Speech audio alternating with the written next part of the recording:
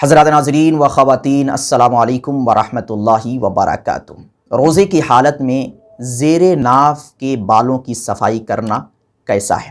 کر سکتے ہیں یا نہیں؟ اگر کر سکتے ہیں تو اس کا طریقہ کیا ہے؟ یہ سوال بڑا ہی اہم ہے۔ یہ سوال مردوں کی طرف سے بھی آتا ہے اور خواتین کی طرف سے بھی آتا ہے، کیونکہ زیر ناف کے بالوں کی صفائی عورتوں کے لیے بھی ضروری ہے اور مردوں کے لیے بھی ضروری ہے۔ اسی طریقے سے بغل کے بال ہیں۔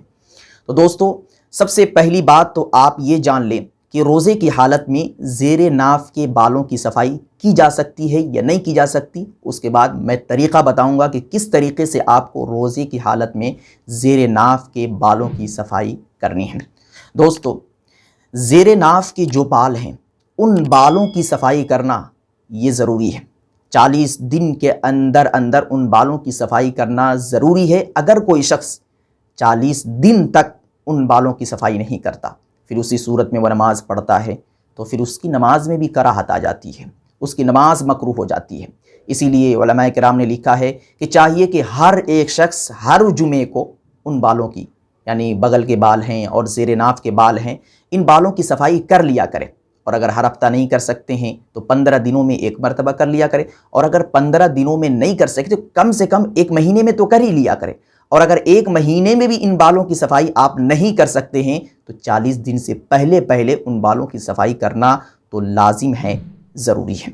یہ تو مسئلہ واضح ہو گیا کہ ان بالوں کی صفائی کرنا ضروری ہے۔ اب اگر آپ روزے سے ہیں اور رمضان سے پہلے آپ نے ان بالوں کی صفائی نہیں کی ہے اور رمضان کے مہینے کے اندر 40 دن سے زیادہ گزرنے کو ہے، یعنی 30 دن یا 35 دن ہو چکے ہیں اور اب تک آپ ان بالوں کی صفائی نہیں کیے ہیں، تو آپ کے لیے ضروری ہے کہ آپ ان بالوں کی صفائی کریں۔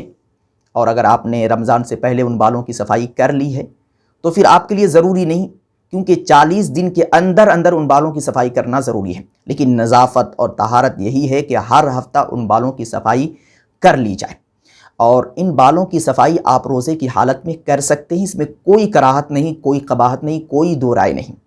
یہ مسئلہ تو واضح ہو گیا کہ روزے کی حالت میں آپ بغل کے بال اور زیر ناف کے بال صاف کر سکتے ہیں۔ اب رہا مسئلہ یہ کہ روزے کی حالت میں زیر ناف کے بالوں کی صفائی کرنے کا صحیح طریقہ کیا ہے؟ تو دوستو، عام حالات میں جس انداز میں آپ زیر ناف کے بالوں کی صفائی کرتے ہیں اسی طریقے سے آپ روزے کی حالت میں بھی کریں گے، لیکن ایک بات کا خاص خیال رکھیں گے۔ اگر اس بات کا خاص خیال نہیں رکھیں گے تو آپ کا روزہ مکروہ ہو سکتا ہے، نہیں تو ٹوٹ بھی سکتا ہے۔ وہ بات یہ ہے کہ جب آپ روزے کی حالت میں زیر ناف کے بالوں کی صفائی کریں تو آپ اپنے عضو مخصوص یعنی شرمگاہ سے نہ کھیلیں۔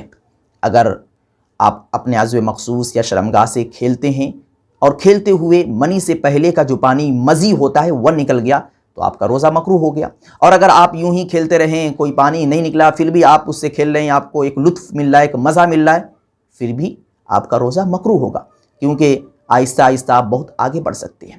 یہ سوال مجھ سے کسی نے پوچھا، معلوم کیا، ایک نوجوان نے مجھ سے پوچھا کہ ایسا کرنے سے کیا ہوتا ہے، میں بہت آگے تک بڑھ گیا، یعنی وہ مشت زنی تک پہنچ گیا تھا، تو پھر اس کے روزے کا کیا حکم ہے؟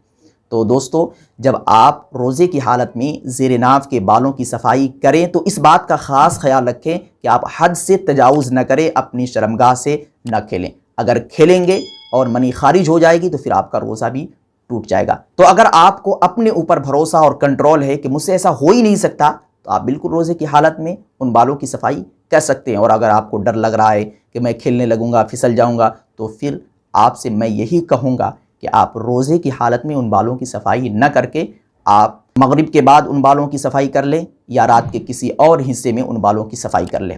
خلاصہ کلام یہی ہے کہ آپ روزے کی حالت میں زیر ناف، بغل اور جتنے بال ہیں ان بالوں کی صفائی کر سکتے ہیں۔ Thanks for watching. Don't forget like, comment, share and subscribe to Al Had Media.